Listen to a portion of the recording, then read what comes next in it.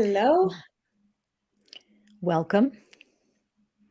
Welcome to Exploring the Unseen. I'm Leslie Zehr, and I'm one of your co-hosts. You have your co-hosts with you today. And I'm a author, sacred arts mentor, and podcaster.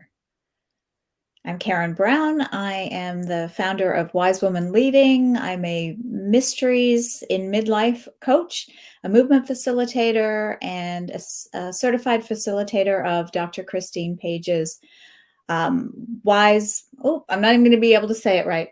It's a mouthful. It's Women's Mysteries for the Modern Woman. There you go. There it is. So we're happy to welcome you today. And we want to talk to you about something we think is really germane and ask you to think about this as well in your own life. So Leslie, do you want to explain where we're headed today? Yes, let me back up before we go forward. Yes. And just say I hope you've been able to watch some of the other interviews. And if you haven't, all of the links are on the retreat portal page. So you can find them all there, along with the gifts that the speakers have for you.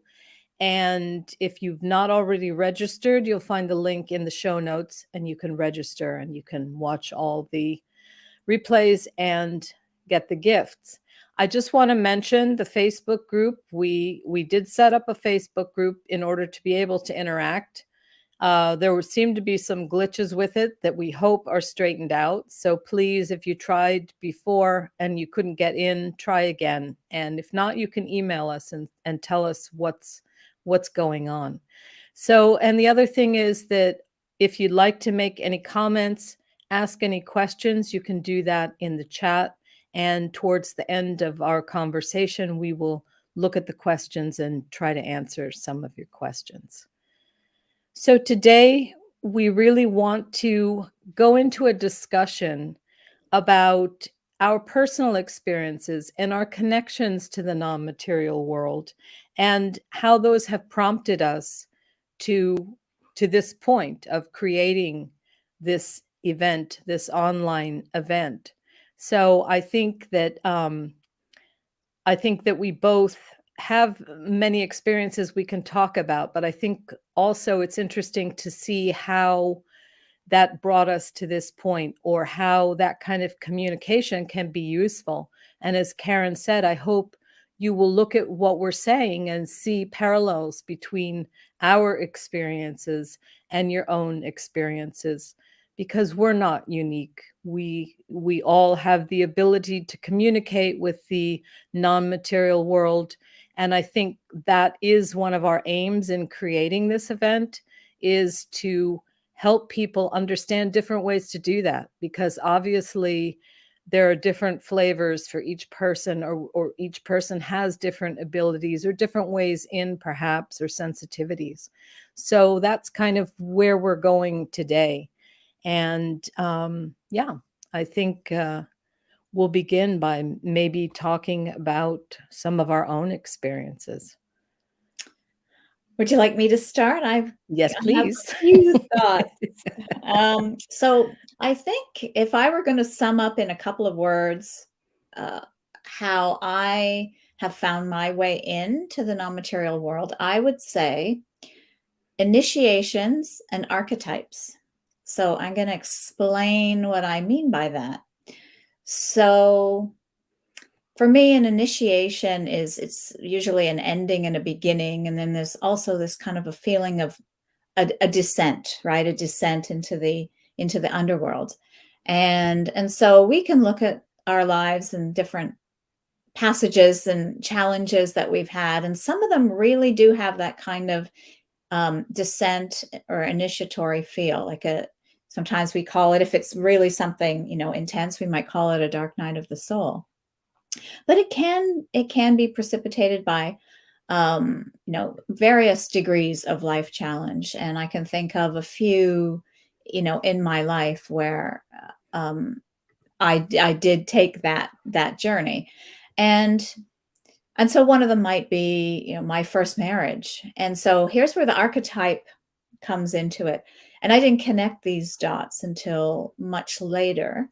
I had always had an interest in mythology. I was introduced to it very early on in school in England. And you put things aside. You can be very interested in things as a child. I was super interested. I got my parents to give me all the books. I read them all. I knew all the conversions between the Roman gods and goddesses and the Greek ones. And then, things how you grow up and you kind of put it aside. And then it wasn't until my 30s that I realized that this very early first marriage that I had was textbook Persephone being abducted into the underworld by Hades and coming out of that. And how I came out of that was actually through connecting, I would say, in the non-material world. And I did it through actually movement. Movement was what I had known and what I had left behind and given up in order to make this descent and be in this marriage. And so I found my way back through the body and into the non-material, and gathered sort of an inner power to be able to leave and come back into the outer world. And of course, you don't come back out the same way you went down in. And after that, there was kind of a new sense of like an opening, a wonder, a feeling of starting again, but armed with something that I don't think I really got what that was at the time. But now looking back, I'm actually, as I'm speaking this, I'm getting it more that's what it was. I wasn't planning. There are layers and layers. So I'm trusting, that I'm guided, we're guided in every conversation that we have today, just on a super practical level. I ask for that before we sit down. So maybe that's what that is coming through. Anyway, so that was one. And then there have been others at the beginning of COVID. I actually got COVID right at the beginning of March, in March 2020, not seriously at all. And I knew of some protocols and things to do to mitigate, but it was a strange time, right? We had just heard about this. There was a lot of fear, of what this was and what it might mean. And so I was in this sort of quarantine in my home. It was after some travel to the US, came back to Canada and got sick in a few days after. But I don't know what it was, because I was in huge amount of fear the day before. And then a voice said, you're going to have to do something differently to move through this. And I got super calm, and I was the most panicked I had ever been the day before. It was like I felt something was coming in. Stirring. Yeah. It was like something knocking at the door that was a bit dark. That's kind of how it felt. And so I got really calm. And I thought, I'm going to use I don't know, I'm going to use this time.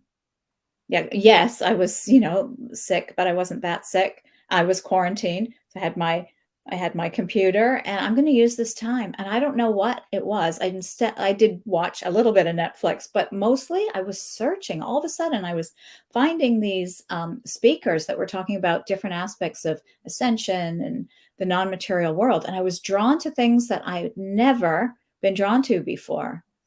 And I was like, oh, let me explore this, let me explore that. And it led me through this whole process. I can't even remember or explain a lot of it. But at some point, I recognized this is an Inanna descent, which is something you had actually taught me about in a class that I took with you years ago, that I had also put aside. I'm like, oh, that doesn't really resonate entirely, but that's interesting.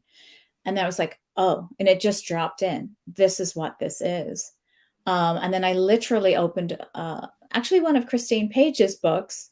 And it was like each time I opened this book, it was saying exactly what I had just experienced. And I literally opened it to the Inanna descent and the lessons of the Inanna. And I was able to go, yep, that happened, that happened, that happened. It was unbelievable.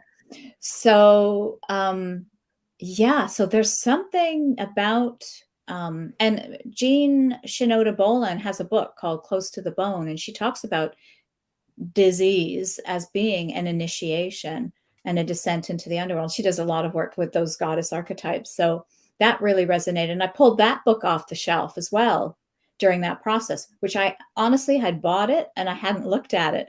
I Mhm. opened the page, disease as an initiation. I'm like, oh, wow. So clearly, and I remember a point at which it was sort of the turning point of the illness, because I was very tired for quite a long time, like maybe 3 weeks. And there was a point where I intuitively guided myself in some kind of a meditation. I don't entirely remember all of the details of it, but it just kind of happened. And at the end of it, it was a true experience of oneness and having released a layer of something. And I was sensing like I was at yeah, I don't want to necessarily use the term at a new frequency, but something had shifted. There was something, I had descended to ascend, and I had made that. And I was like, oh, that's that's the end of my, and then I've come up. This is the tail end of the Inanna, and I'm different.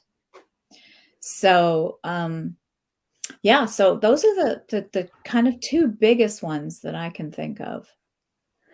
Well, Anana's descent is an empowerment. I mean, she descends to find her true power. She Yeah. thinks all these crowns and things are her power, and they're not. Her Yes. power is deep. And I think you can think of the dark sister as being the part of you in the shadow, or the part of you in the non-material world. So that is where we go to find our power. And there are many ways, and specifically, this is why we entitled this event the non-material world, rather than being too specific about anything, because there's many ways to look at this, and we kind of wanted to include everything.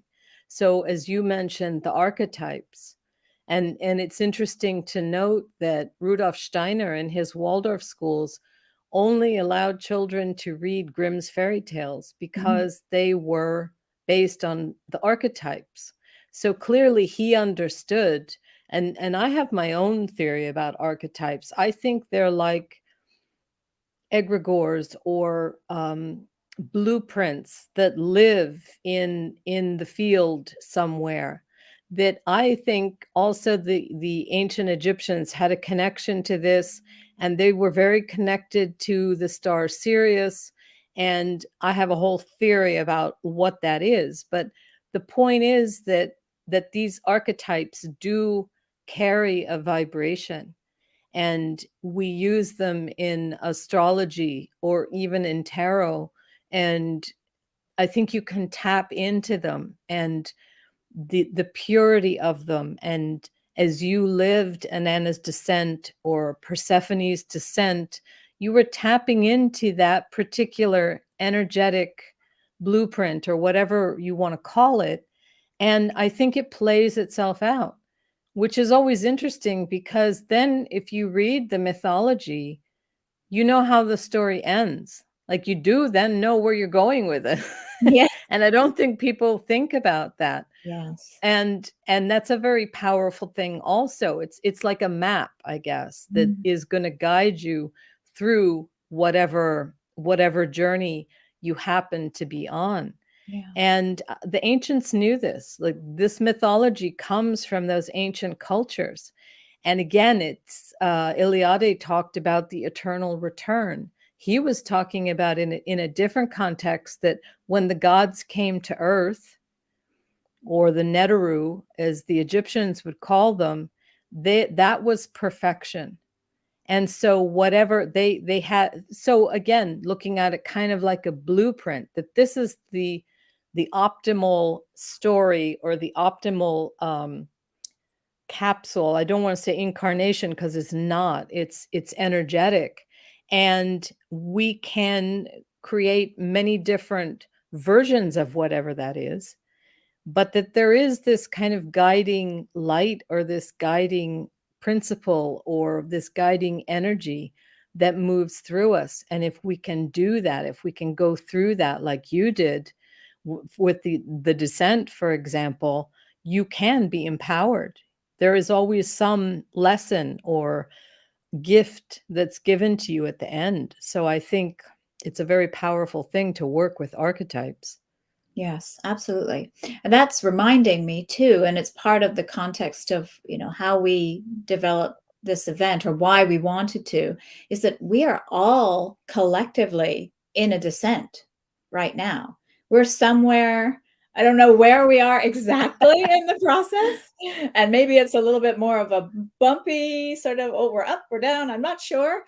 But these last 3 years have been a descent. We've been in this very sort of destabilizing place where the Hades aspects of our systems and structures are being revealed. And we've been kind of pulled into this kind of, vortex or underworld of all of this. And we're somewhere in between. As Ana Luz said yesterday, we are the future human potential. We're that somewhere in that butterfly, or before the butterfly stage, we're somewhere in that, whether it's we were in a cocoon and now maybe there's this chrysalis and our wings are starting to pop a little, but I don't think we're fully there. And there may be more that needs to be revealed first. And so remembering that there is an ascent is a very hopeful thing for us all right now. And the more we lean into the process, let go of, our need to know or our need to control, be in the mystery, come back into ourselves instead of, this has been a time where we've very much been pulled into, there are external authorities that are telling us what's right for us and what's true. We need to come back into kind of our own place of inner knowing and discernment. And the way to do that is through remembering our connection to the non-material and to receive our own guidance and discernment. And so that's, and it's hopeful despite all of this. And we need to buckle up, but it's promising that there is a next level of something else waiting for us when we return. We're returning not where we started from at all. But with the work that you do and the work that I do with the women's mysteries, everything is cyclic. Yes. And that's a very feminine circles are the feminine. So we as women know that we have these cycles that we're very aware of. We all have cycles, but the fact that we bleed every month is not something you can really ignore. So I think for women, let's just say it really comes to our attention over and over again. But that is that same cycle of death and rebirth, just as the moon comes to its full illumination and then it goes back into the dark phase. And as we spoke about this yesterday with Christine about the fact that this concept of things needing to die is something that's very much rejected by Western society. People have a fear of death, and that's a very general statement. But I mean, there is that fear of death, that fear of growing old, because then you're going to die. And I think a lot of other cultures, especially indigenous cultures, and I think about the ancient Egyptians, like basically their whole life was preparing for death because they believed that when they passed to the non-material world, that was the real thing. What we're doing here, and I agree with that to a great extent. What we're doing here is all just a preparation for that. So there are many different ways to look at things. And I think that if we can bring that concept of the unknown, that concept of the feminine back into our consciousness, both for men and women, that we can get back into that cyclical thinking, then I think what you're talking about is not fearful. It's not, oh, we've been in this horrible, you know, these, you know, the 99 and the 1% and all these concepts that we've been dealing with for the past few years. I think it's not, because we know that things are going to come around. And we explored this a lot when we did the gathering as Pluto moved into Aquarius, because this last period of time has been Pluto in Capricorn. And that is exactly the lesson that we were supposed to learn, was about authority and hierarchy. So I think we had we've had wonderful teachers to teach us Yes. about that. And Aquarius is very much about that energetic level. So we also have that Pluto assisting us, that planet of transformation assisting us, as now it's going to take its journey through Aquarius. I think everything is set up perfectly at this point in time for us to really nurture that relationship with that non-material world. And I think it's coming into consciousness in a bigger way, even not amongst people that are maybe doing spiritual work, but it's just beginning. The whole quantum physics is Yes. about this. It's beginning to explore those realms that we can't see. So I think everything is set up, and I think we do need to remind ourselves we're in a cycle, as you said, but let's let's use that. If everything is set up to assist us, then this is absolutely the perfect time that we can hone those skills and learn to communicate more easily with the non-material world, to take guidance. We have that perfect example of media, being bombarded by media, both media maybe on your TV or social media. We're just bombarded with it, and we believe that we're getting information, and it isn't.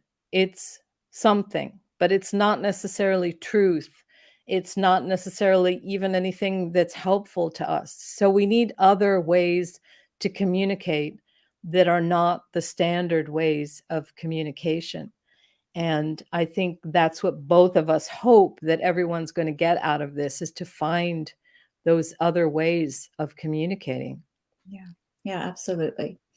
I'd love to give one other example that ties in really nicely, but I definitely want to hear your encounters because I know they're fascinating as well. So briefly, um, during the height of COVID, my mother, who was in a long-term care home, she was kind of at the very end of her life, and I had gone in to see her, and I was required to wear all of the things, the shield, the N95, yellow head to toe, not a hazmat suit, but the next best thing, all the things.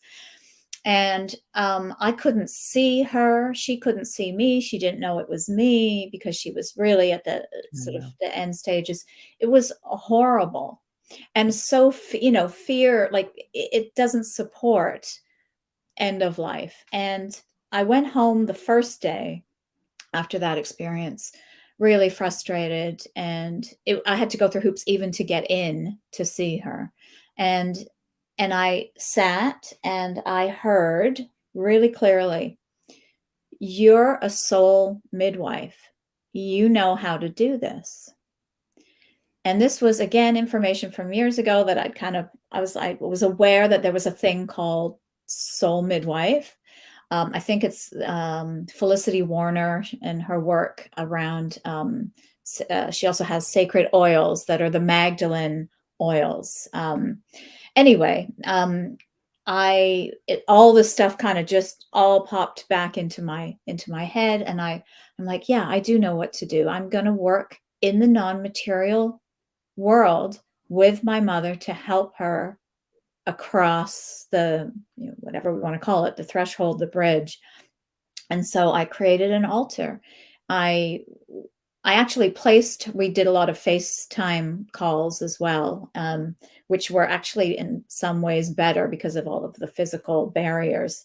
I put it on the altar. I put my phone with her right on the altar, and I had lights, and I worked. And then as it was really closer to the end, I spent a lot of time um, just intuitively in the imaginal realm, walking with her. And she was kind of hanging on more. It was becoming distressing for her. So when I would come home in the evening, I would do this work and help her and at one point we were dancing together. We were both dancers. And so we were dancing, and I saw us, we were going backwards in time from our present ages back. And I saw people, sort of waiting for her, and it was the next morning that she passed. And so and I felt like I had helped her maybe along further or better or something. And that was the most valuable thing I feel that I did for her in that time. So, That's a beautiful story, and I think that it illustrates that we need to think outside the box. We need to that we we've been made to believe that things are a certain way and they're not. And it's important to try things, that to try to communicate because it's empowering. I mean, not that you need to be empowered when your mother is crossing over, but I think we feel helpless when we're in situations like that. You feel helpless that you can't help the person, yeah, but you can, because you can help them on different levels. Maybe you can't cure a disease that somebody has, but you can help them. And in fact, I had a very strange, this is not the same, but it was a situation where my ex-husband raises Arabian horses, and we had gone to see, there was one that was ill. And when horses get things in their intestines, like, that's kind of the end. And if a horse lies down, you know that this is not a good sign. So the horse was lying down, and he said to me, please, can you do anything you can do to help her? So I said, well, I don't know what I can do, but I can try. So I went over and I put my hands on her, and I made my intention. And my intention, the way it came out was, please, if this is, for the highest good, let me assist her to get better or to cross over. Like, and that just came out. And I had never said that ever when I was doing healing on anybody. So it sort of shocked me, like, but obviously that was something that was coming through. And I do feel that I could help her in that way. I could never help her to get better because that was not an option. And often it isn't. I mean, I think that's another thing, is to accept, that we healing isn't necessarily removing whatever that person or animal has. It's helping them through the process. And she did. She crossed over the next day.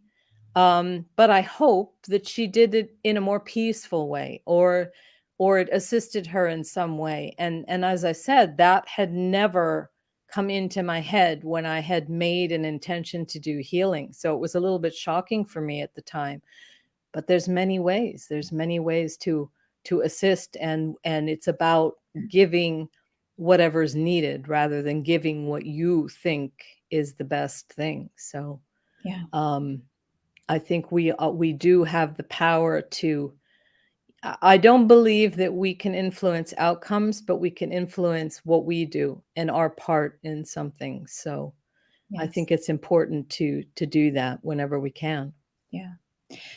And I'm just thinking about some of your big encounters in your life that I know a little bit of your story. And I'm thinking about how, my examples were sort of personal examples, and they actually did impact my work as well, afterwards, and my mission became clearer. But I think that's especially true for you and some of the encounters that you've had. Yes, I would say that there were kind of two big ones, and the first one was meeting my twin flame, which for me happened.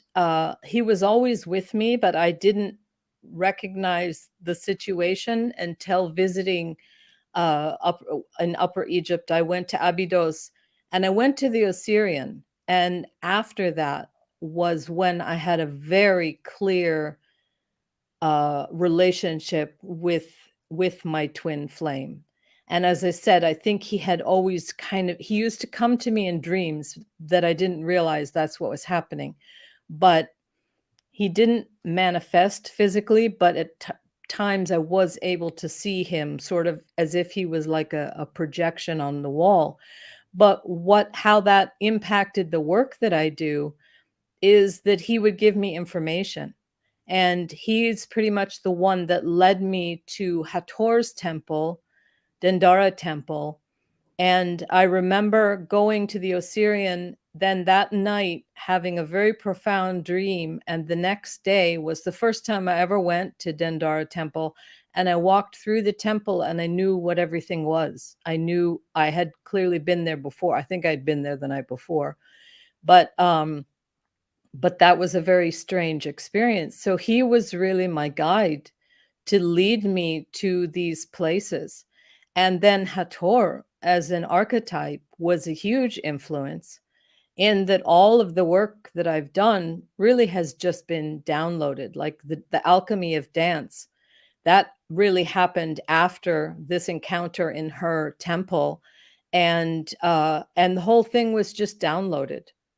And I would dance, and I would actually dance with a notebook. And it was just like I was taking notes about what was happening. And anyway, it created a dance form, which then I did write into a book more for people who do it to have that kind of as something more tangible to have with them. But my twin flame was a huge guiding influence, even in my divorce. He's actually the one that told me how we could not figure out how I was going to get divorced, just because it was when I got married, I wasn't Egyptian. And then when I got divorced, I was Egyptian. And nobody knew where I should go and what how we were going to do this. Nobody had ever encountered this problem before or something. And he just whispered in my ear the answer. And then I said it out loud, and everybody kind of turned around and was really shocked that I had this information. But that is kind of how he worked in my life. And then I would say the second big encounter was with the flower divas. And I made flower remedies in Egypt. So we used to live on an island in the Nile that's a mango plantation. And there's a garden there called the Isis Garden. And that's kind of where I would take my kids. The plantation is owned by my ex-husband's family. And every day I would take the kids to the Isis Garden, and we'd play in the Isis Garden and pick flowers and I don't know what. And you could feel her energy there. There was a statue to her there that was built by an artist, an alchemist.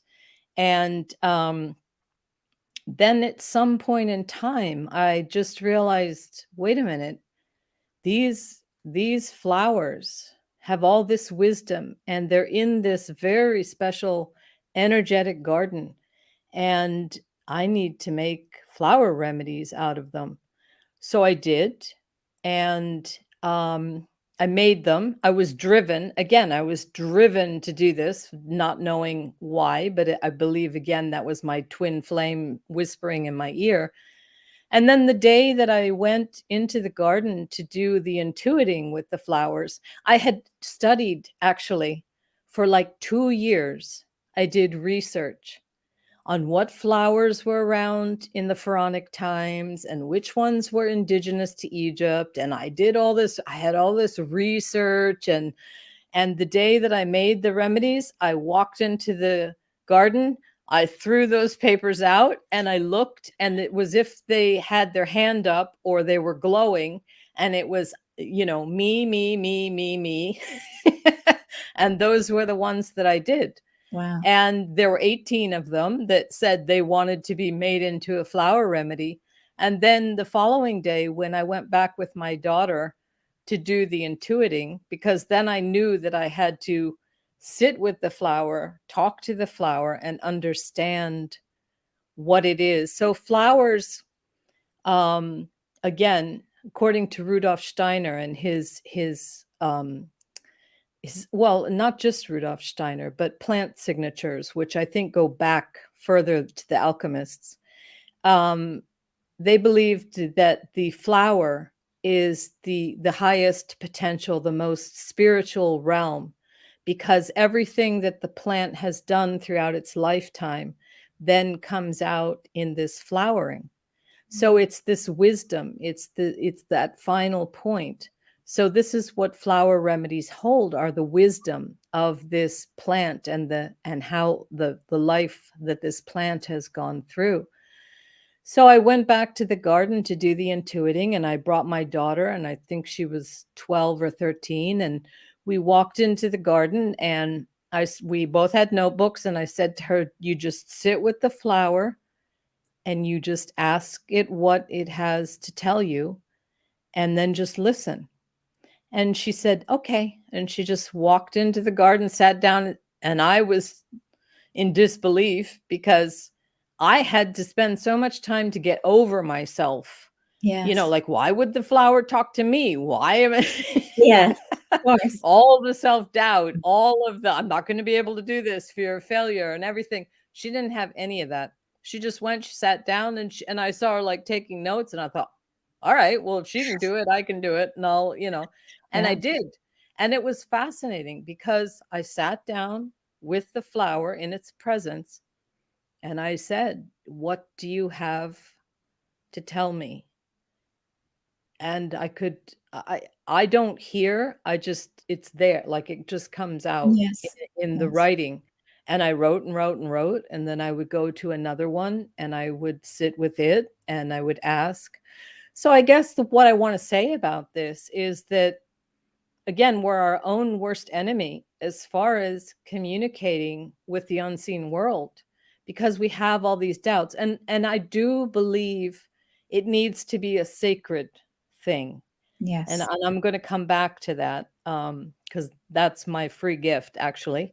But you create this sacred space and then go into this communication with the plant. And maybe it's not a plant you want to communicate with, but I think that, as I said, plants, flowers have so much wisdom because they are the unfolding, they're the blossoming, they're that last point. And then, like the moon, they move to fruition, they bloom in their fullest, like the full moon, and then they become seeds. And those seeds are what bring the next generation.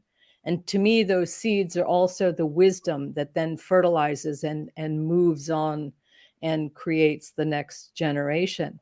But I think this is a practice that I encourage my students to do. I have a practitioner's course for the alchemia remedies, which are the flower remedies that I made.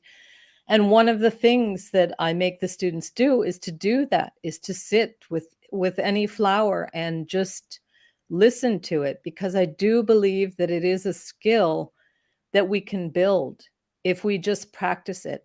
And maybe it isn't everybody's thing, and maybe it's easier for some people than others, but I'm sure that if you try, you will at least have some kind of an experience that could be kind of profound. So Oh, those are my two big. There are other smaller ones, and in fact, one of the ones that has come up recently that I find very interesting, because you were talking about your mother and this communication. I've never felt that I was communicating with people on the other side.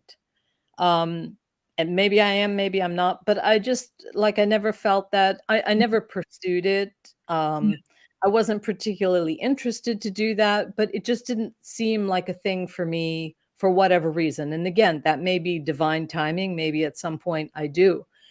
But a dear friend of mine, Dan First, who you know, um, he and I used to bring groups to Egypt together, and we did a lot. We took a tour to Peru together, and we did a lot of work together. And he passed away. I think it was in 2018. I don't remember. I was doing the spiral group with you when it happened, but he and I were just building his school at the time, and which never happened, unfortunately. And recently, I don't feel like I'm communicating with him, but what seems to be happening is that people that I met through him are coming to me. So I feel that he is somehow Mhm. Yeah. nudging us all together. Yeah. And again, I don't particularly feel him communicating with me. I just see the unfolding of what's happening. Yeah. And all of these women that are suddenly getting in touch with me that I met through him. So I feel that he wants us, we were Mhm. meant to do a tour together to Egypt just before he crossed over, and so maybe he wants us to do this tour, and maybe he'll be there with us. So Okay. that's another message from the other side. But again, coming in a very different way that I'm not hearing any message. I'm just seeing these people who are suddenly contacting me. So my feeling is that he's talking to them, or planting ideas in their heads that they Mhm. need to get in touch with me. Yeah. So Yeah. I think That's there are a lot of ways to communicate with the yes. non-material Yeah, world. absolutely. I actually, what that brought up for me, you had mentioned writing, which for me is very much also a way in. I do a Mhm, lot of that, and I don't call it automatic writing. I actually have kind of my own process, which is actually included in the free gift that I'm offering. But I will sit and like just connect in, and then so what's important for me to know today, or something I want to ask about and get guidance, and just to connect it back to this idea of people on the other side. It can even be people you perhaps don't know, and I've had mhm. that experience, and I'm continuing to have that. It's a very long story, which I won't get into, but it's been 20 years in the making. I've, through various synchronicities, come into an awareness of two women who did not know each other more than 100 years ago. And they have been nudging me somehow. I think like the idea just will not go away until I do it. They're very Mhm. patient, but they want me to They have create. all the time in the world. I guess they do, because time, as we now know, is Uh-huh. not so linear. Doesn't But exist. anyway, Yeah. so they have been nudging me, and I've kind of started and stopped, and they're helping me. I do believe they're helping me with what I'm doing now in the interim to get me so that I can do what I need to do for them. But they're wanting me. They knew people in common, but they didn't physically meet, and they would have been best friends. And so I through guidance and writing, and like I go down into like a cave and I meet them, and then I just ask them and I just dialogue and I write it all, and they've been explaining to me that it feels almost like they need to meet in another universe, right? They need Mhm. to meet, and so they're going to meet in this retelling of their lives that I'm going to write. And they've given me like what seems like it bonkers, right? In the logical mind, the whole thing is bonkers. But they are telling me things about the themes, about how to hook them up, and and other things as well about my life, even, and how my story relates to their story, and how they are archetypes. That's I've come to learn that they are archetypes of this sort of wise woman archetype that I work with in the work that I do with my clients. So, anyway, it's fascinating. And I'm like, okay, I get it. I need to do this. And they show me signs, like literally road signs. There's a street that I always forget is there. It's kind of like a little street when we're going from point A to point B sometimes, and it's her last name, one of the women. And Oh, I'll wow. always be glancing up right in the exact second. Like when I'm on the passenger side, I'll glance up right in the moment, does the name. And it's like, okay, all right, I'll get back to the book. Like she's just always poking me. Yeah. So it's fascinating. Yes, it is. And that was my experience with my twin flame as well. I would get information about things I could not possibly have known, and then they turned out to be true. So yeah, it's Yeah. a very interesting connection. Yes. Yes. So I think we should tell people about our free gifts. If anybody has questions, please type them in the chat while we're going through this, and we will try to answer them. Keren, why don't you start? Yes, so I have just it's a downloadable PDF that it's like a mini ebook, and it's Becoming the Wise Woman, and it's all about some 3 essential practices to really help you step into your power and into this archetype. So but they're practical and they're simple and things you can integrate into your day. So there's a guided journey. There is a description of the way that you can work cyclically with the mysteries around the lunar cycle, and some ceremony that you can do around the time of the dark moon, which is one of those practice, I guess I would say, initiations. It's a way of working with the unseen, because the energies in the dark moon, as you know, Leslie, and you do this work in a slightly different way, but the principles are all the same. That is the time to be in the unknowing, to die to the old, and to be in emptiness, to then be reborn. And it's based very significantly on Dr. Christine Page's work, if you were watching yesterday. And then the third practice is the writing practice, how I work with the principles that we use actually in the dark moon. And then I use it for receiving writing. So I wanted to share that with everyone as my gift. Beautiful. Yeah, and those are some very practical things that you can try. Yes.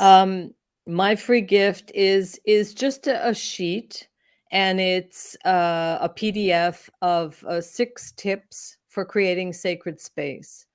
When I revised it, they're from the Alchemy of Dance. And when I revised, after 10 years, I did a revision on my book, and I added a whole chapter on sacred space, because I think it's so important that I felt it deserved a chapter of its own. So these tips are taken from that. And I do encourage people, whenever they're doing any kind of work, even if it's journaling or any kind of sacred work, especially if you're inviting in the non-material world, or you're doing any kind of energy work, that you really be mindful of creating a sacred space to do this work in, to create that container, because I think this is what we had in the temples. They were a sacred space. First of all, they were a sacred space in the sense that the energies knew where they would be called into. So if you can have an altar or a room that you use, that's great, but not everybody has that option. But to keep out any energies, any intrusive kind of energies, to make it a pure place, and a place for that particular kind of work. So that's what that is. They're just very simple things and reminders. That's why I made it kind of just a one sheet with 6 points on it that are easy to do, that you can just remember to do every time you're setting up your sacred space. Beautiful. Yeah, I think that's such an important point. We're talking about beneficial guides, but we also want to be cognizant that we need to really intend that it is only those that are for our highest good. And if Yes. there are things we can do to support that, then by creating that sacred space, that's really, really an important piece. Yes. So just to give out our websites, Keren, this is Yes, wisewomanleading.com. And my main website is universaldancer.com. So, yes, if you want to know more, you can go to that. And also there will be links for the free gifts on the portal page, and also all of our contacts will be there. Those were just our websites, but there's many ways to connect with us. So take Yes, your pick. yes. All right. And we love to Well, hear feedback along the way, in this journey this week from you as well. So please feel free yes. to reach out at any time. Hopefully our Facebook page will Yes. work. That was the point, or group rather. That was the point of that, so that people could share their experiences. But if it doesn't work, or if you're not keen on Facebook, then feel free to email us with your experiences. Yeah. All right. Well, it's been nice chatting with you, Karen. Yes, A we haven't been pleasure chatting at all in the as planning. always. Yes, yeah. We've not been chatting at all really in the last 4 weeks, have we? As we get ready for the event. Yes, absolutely. No, but it's All nice to have right. this kind of a chat, right? To really dive into, and I got to learn a Yes. little bit more about your story today. Yes, me Just too. amazing. Yes. Yeah. All right. Well, thank you all for being here. Thank Hope to you. see you in the future as well. All right. Bye bye. Bye-bye.